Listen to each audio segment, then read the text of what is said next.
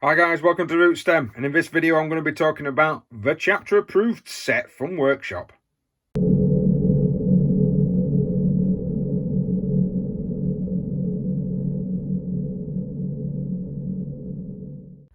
Hi guys, before we begin, please like, share, subscribe, hit that notification button if you like the content and want to see more.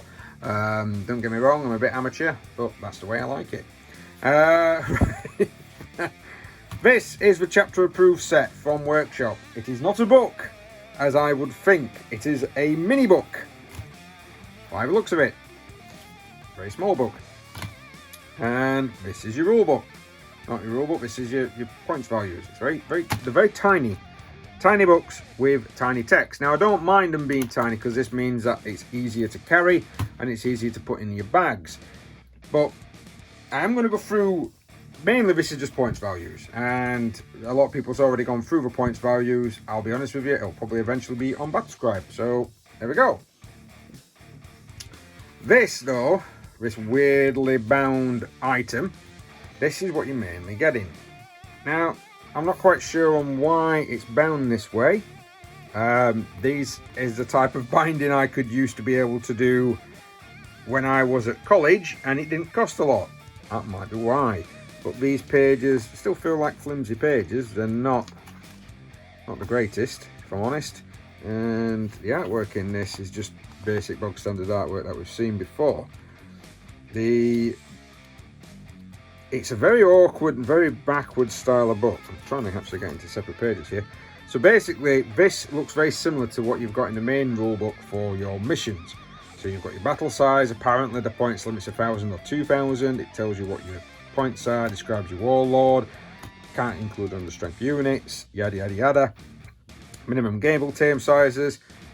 I personally will be ignoring minimum game sizes because I've played several games of 9th edition, and if I'm completely honest with you guys, the minimum game size only helps highly elite units. It doesn't help any other force and actually makes the gameplay very boring and very much like 8th edition.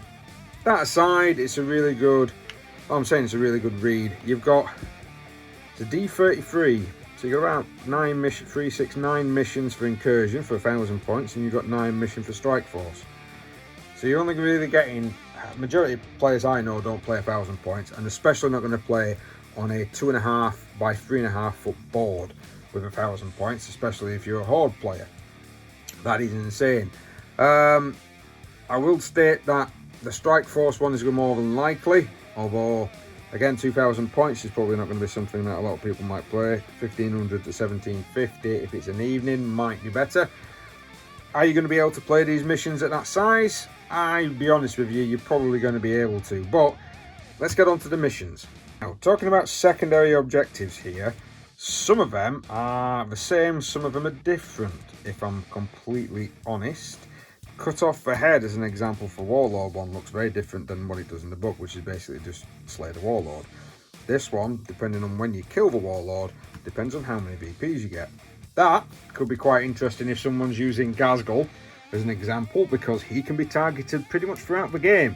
So you could score quite a few points for decapitating him, but if it's not and it's an Imperial Guard commander, I can't really see people taking that. Unless, of course, you've got an assassin. That's always a good idea because you could probably do that turn 1 or 2. And the other missions are mainly at the back of the book. Witchcraft, teleport, deploy scramblers, investigate sites. It seems to be there's one extra, if I'm honest, on some of them. But they're pretty much the similar that you're going to be getting in the 40k rulebook. Now, this is quite nice. It's nicely laid out. It's nice and easy to read. It'd be quite nice to have that on the side of your battlefield. The problem I've got is that they're pretty much the same thing over and over again. They are not really any different to what we've already seen in the main rulebook. Yes, you're getting 9, but it's mainly all these secondary objectives. The main objective, it pretty much stays the same all the time. There is little mission rules that does change the game slightly, but not enough, in my personal opinion, to basically state that there is 9 of the damn things. Strike Force missions are pretty much the same as what we've seen previously. I mean, even that layout is completely the same as a previous, sort of objective that we've already seen. No, I'm not saying that these missions are going to be great, but they're not really any different to what's already in the main rulebook. So is it worth buying this? Unfortunately, majority of people are going to be buying it simply for this, the rules. So you're paying 25 quid for effectively, I think it's £25, for effectively your points values.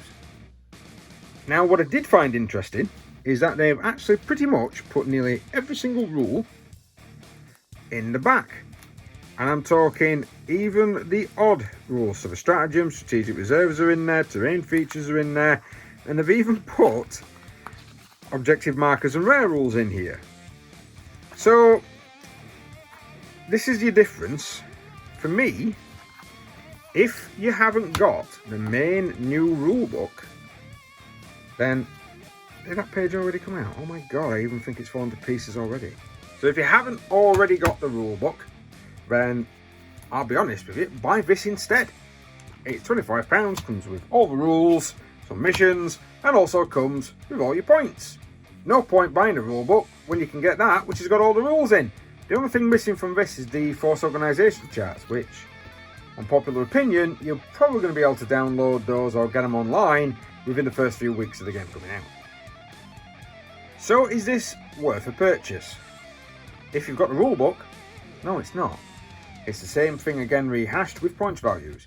If you haven't got a rulebook, yes, this is a really good purchase because it's £25. You could probably get it cheaper as well if you shop around, and it's got pretty much all the rules except your force organisation charts, and it's got all the points values. And again, there's that many leaks out there now already, you can probably already find majority of the force organisation charts anyway. And if you're a friend of someone that's got all the rules and you can't really afford to buy the main rules and get all the main stuff, this is a good compromise, if I'm completely honest. But if you've already got the main rules, I'm not sure that this is worth it. Especially at a price tag of £25 and the fact that it's not even a full-size book. This is an A4, I know it's with painting pad, but it's an A4 thing that Amazon, stuff that turns up from Amazon. That is the rule, that is the books. Those are the size of the books that you get. I thought they were journals. I thought somebody had given me a journal when I went to pick it up. Oh well, never mind. Right, thanks very much for watching. It's only been a quick short review, just basically telling you about the actual book and what it contains. Whether or not it's going to be worth your purchase on day of release is another question. Well, thanks very much for watching, guys. Please like, share, subscribe, hit that notification button if you do want to see more. And we'll see you next time on Rootstem.